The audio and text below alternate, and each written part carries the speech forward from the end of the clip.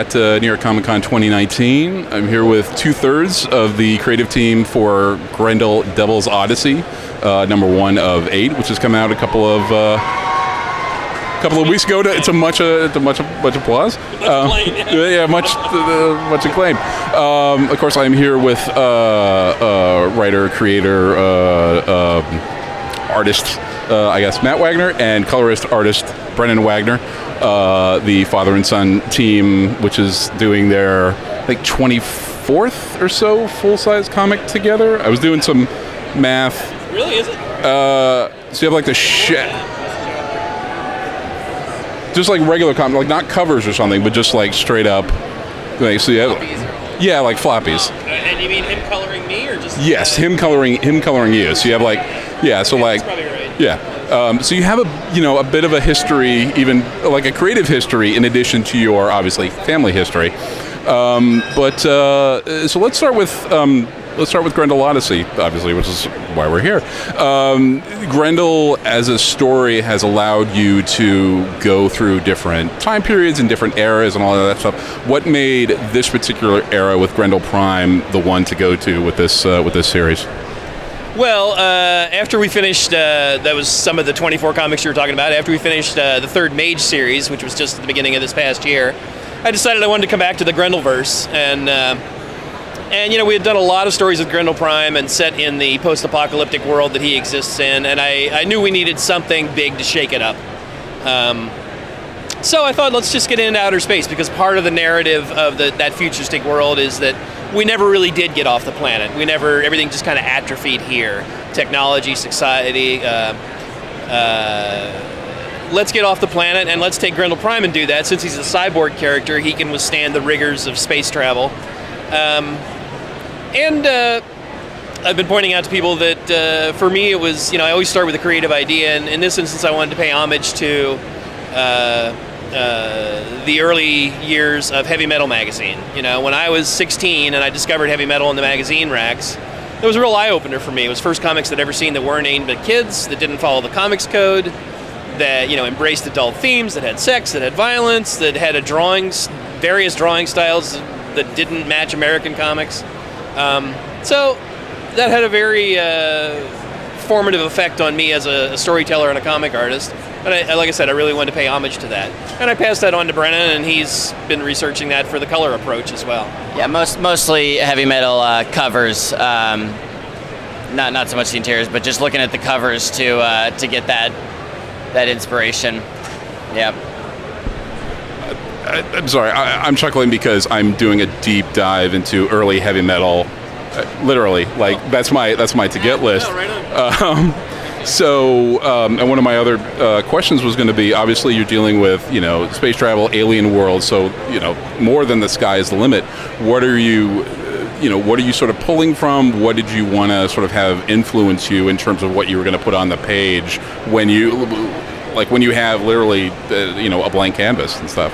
Well, in this instance, and based on the title, Grendel's Devil's Odyssey, I'm kind of doing a riff on Gulliver's Travels, in that, Grendel will visit various planets, and, I'm trying not to make it big and obvious, but there's some metaphors there as to, what went wrong on Earth, The same way Gulliver's Travels satirized the world that the author Jonathan Swift lived in, I'm doing the same here. So,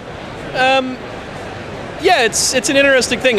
For instance, you were asking about how wide open it is. On the last page of the first issue, he finally runs into an alien on this world, and I drew it, and after I had drawn the alien, I was like, nah, I don't like him. So I had to redesign him, and I did 6 or 7 different versions before I finally hit on the one that, he's got 3 legs. There he is. That's my alien. He's got 3 legs.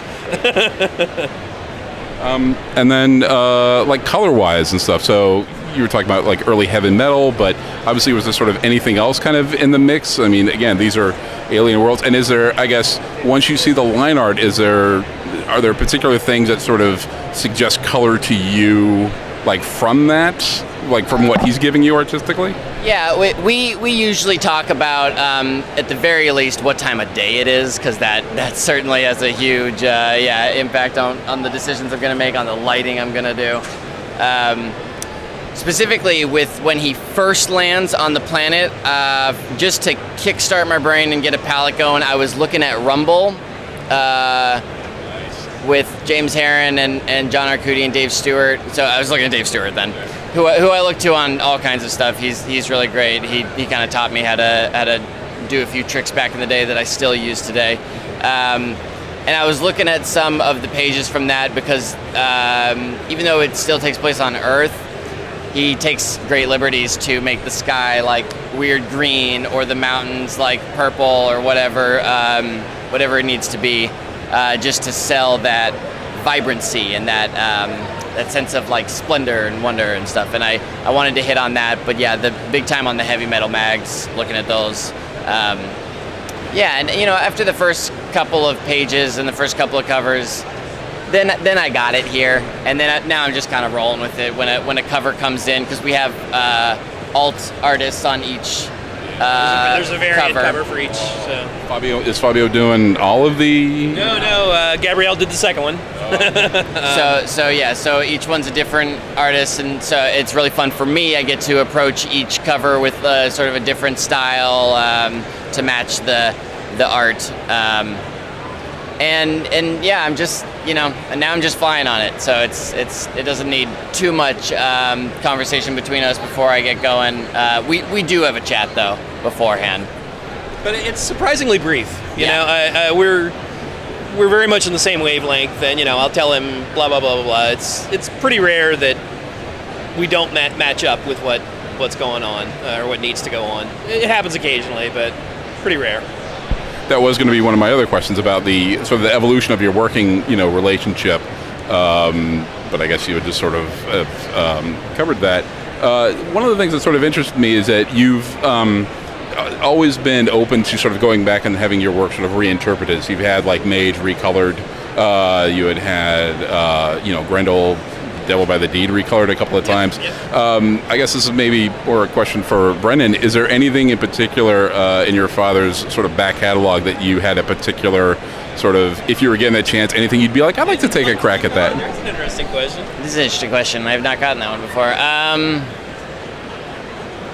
Maybe just as an experiment. As an experiment? It's not one of his books, but I've always wanted to color Bone by Jeff Smith. I thought that'd be amazing. And I know they had that colored for Scholastic. And Usagi Yojimbo. I always thought it'd be really fun to hit Usagi, but now they have a guy coloring those too for reprint at IDW, right? Yeah. As far as his books go, I've always thought they were pretty well colored. Maybe some of the early stuff. I don't know. Color's always been a huge factor to me, so it's always been very important to me from the very beginning. Initially, I colored my own stuff, so right. And I've drawn a lot of inspiration from that stuff over the years. So I don't know, recoloring doesn't have that much interest to me. Maybe some of the old stuff that was black and white. I'd be curious if I were handed a job to do that. For the most part, much like he says about working on anything, is like onward and upward, right? Yeah. So, onward and upward. Revisiting your earlier. It's where this part of this. Revisiting your earlier work, obviously you've had, Mage and Grendel. You did a CBR food, almost like a cooking comic. Is there any way that we could get the next thing you revisit is maybe a longer form sort of nonfiction how to cook sort of work? Because this idea around for a long time. Yeah. We kicked this idea around for a long time of doing a web thing called Comic Book Chef. And I finally dumped it because I realized that was going to be too large of a commitment. That was going to have to be like an entire career in and of itself. It couldn't be a sideline project. Especially if it took off, if it had any kind of success or momentum, we'd have to dump a lot of effort and time into that. Yeah. The story you're talking about, though, it was called Comic Book Chef, and it was in a book called Autobiographics. And it was because my sister-in-law, his aunt, Diana Schutz, was editing that, and she really wanted me in the book. And I said, yeah, but Diana, I do Mage. That's kind of my autobiography. It's an allegory, but, and she said, no, but you got to be in the book. So that's when I decided, hey, I'll do it. Because, to a lot of people, that aren't in my comic book field. I'm more famous as a cook, you know what I mean, to our friends and neighbors. And so I decided, well, hey, I'll do a recipe. I'll draw a recipe. All right, and my favorite response to that story being published, I was at a con somewhere, and I was signing, and I had a line of people, and a guy came by, and he just kind of leaned around the line, he knocked on my table. He said, dude, your chicken parmesan, good for the love life. And I said, yeah! That was the best response. Actually, Let me add to that. I actually, as his cooking muse has kind of waned over the years, mine is gaining strength. Mostly because I live here in New York now, and it's just simply too expensive to not cook. So I've been cooking for my wife and I quite a lot. You know, I work from home, so it's easy for me to slow braise things all day or whatever. And I've been kicking around the idea of starting some kind of food blog that would have little illustrations here and there. Maybe when I move and get a bigger kitchen. Yeah. Do you have a go-to sort of recipe or? Tons, Yeah. So we've covered outer space, post-apocalypse, and the kitchen. I'm not not sure what else we can sort of cover other than to say, what can you tell us about what's coming up for the rest of Grendel Odyssey? I will say it leads to a definite sequel. There's more to come.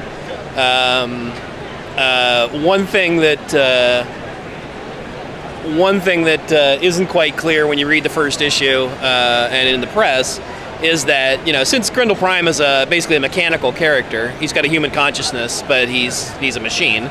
I have to go to some effort to humanize him. So we do get recurring flashbacks to his past on Earth, and so we'll get a little more information about. Grendel Prime's still a fairly mysterious character. You know, we've never really seen his real face. We've seen it, but we don't know his real name. We don't know what he was before he became Grendel Prime, and we're going to see bits of that a little bit as the series progresses. And like I said, that'll lead us to an all-new series. I didn't know some of that stuff. Sounds very cool. Well, great. Well, I think we're about out of time. Thank you so much for sitting down in these plush. This is quite nice. I can get quite used to this. Congratulations on relaunching Grendel, and looking forward to more from the series. Great.